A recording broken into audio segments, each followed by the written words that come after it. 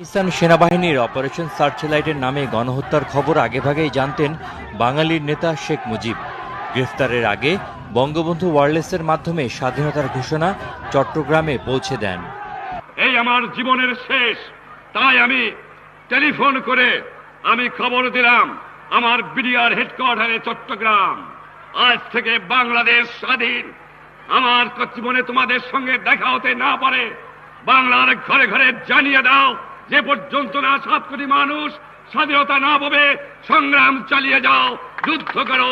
বঙ্গবন্ধুর পক্ষে ভাষণটি প্রথমে চট্টগ্রাম আওয়ামী লীগ নেতা এম এ হান্নান ঘোষণা করেন, কিন্তু ভাষণটি প্রচারের দায়িত্বে থাকা বেতার কর্মীদের অনুরোধে বাঙালি সেনা কর্মকর্তা মেজর জিয়াউর রহমান বঙ্গবন্ধুর পক্ষে 27 মার্চ স্বাধীনতার ঘোষণা করেন।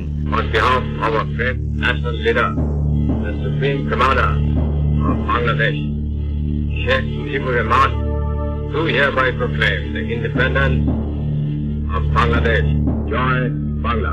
বঙ্গবন্ধুর স্বাধীনতার ঘোষণার খবরটি ফলাও করে প্রচার করা হয়